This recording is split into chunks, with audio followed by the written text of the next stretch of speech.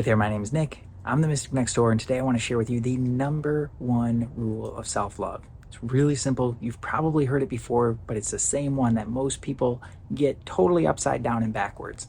So the rule is this: you are inherently perfect, exactly as you are. You may have heard that before. What I'm not talking about here, right? Sometimes this gets turned upside down right off the bat. Sometimes because what I'm not talking about is like a permission slip to just for bad behavior, right? Well, that's just how I am, right? Or to treat other people poorly or something. Well, that's just what I do, right? That's obviously we want to honor the golden rule, right? Treat others the way that you want to be treated. Right? It's really, really simple. The same care and respect that you want to be treated yourself, and that you're treating yourself with. It's really important. And oftentimes a disconnect right there, right out of the gate. So I'm not talking about that. Emerson put it best. He said, you're a divinity in disguise, a god playing the fool. I couldn't put it any better than that, but I want to walk through this step by step to really let it sink in a new way, right? Because this is important. This is the number one rule. And understanding this makes all the work that you do after this on yourself, either whether it's in self-love or some other kind of personal development, it sets everything straight, okay? It makes everything easier. So why is that so important? You're a divinity in disguise, the god playing the fool. Well, that divinity is obscured or covered up.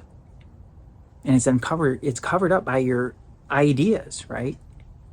So when you were young, you were given a certain set of ideas from your family, from your extended family, the neighborhood you grew up in, right?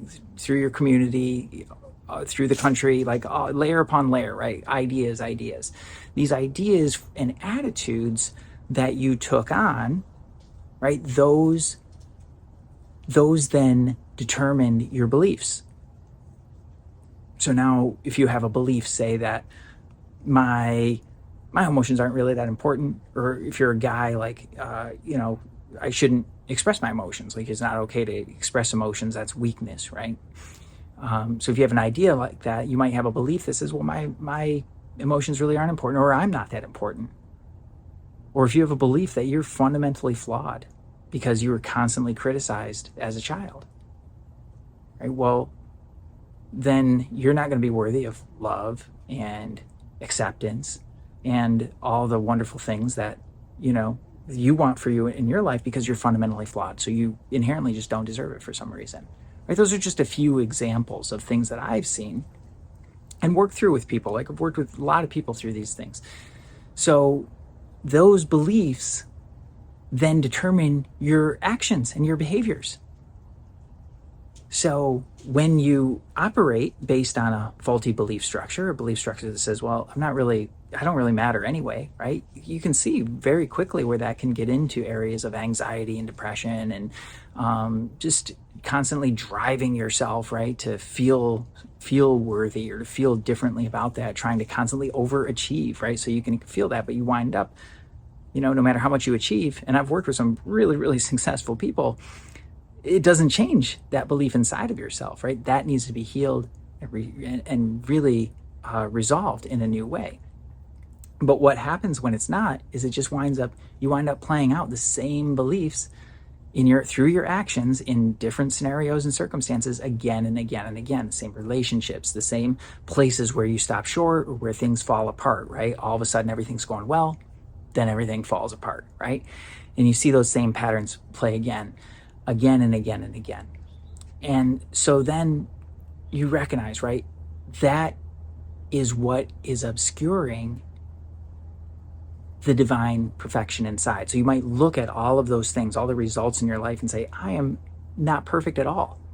Or you can affirm that as many times as you want, but there's a part of you that's going to think like, man, I've done all these different things and I've failed all these different ways.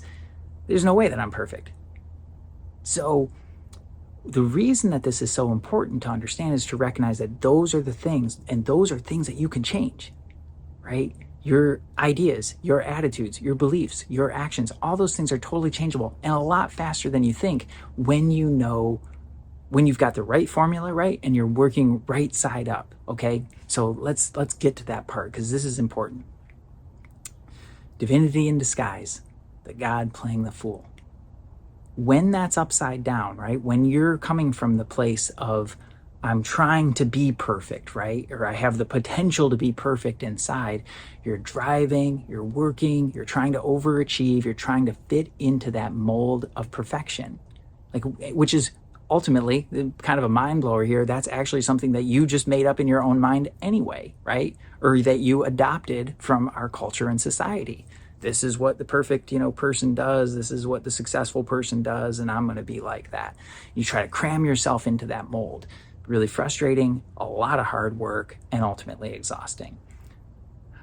However, when you turn this right side up and start from this idea that in there already, I am perfectly designed, exactly as I am.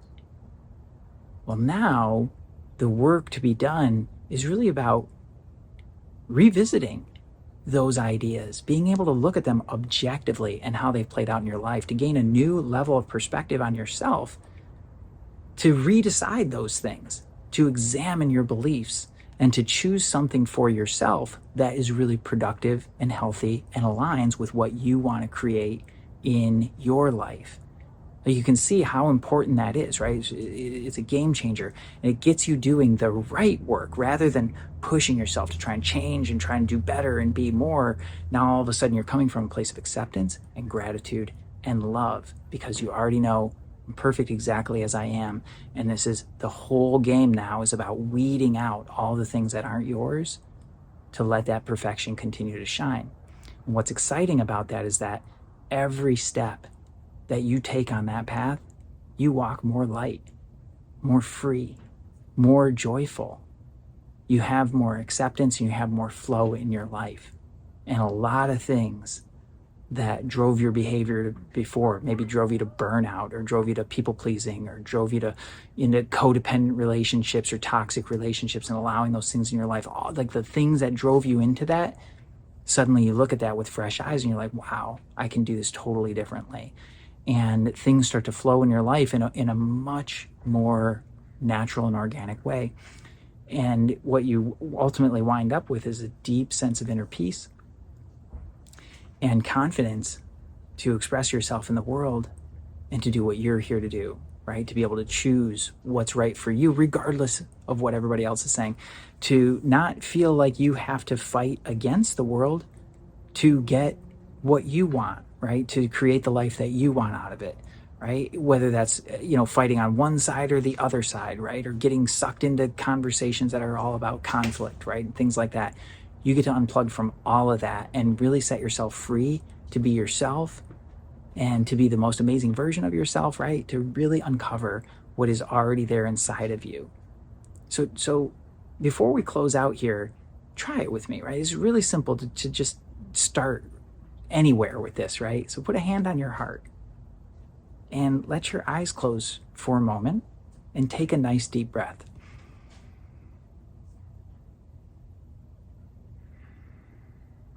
And then just say to yourself, just echo in your mind a couple times,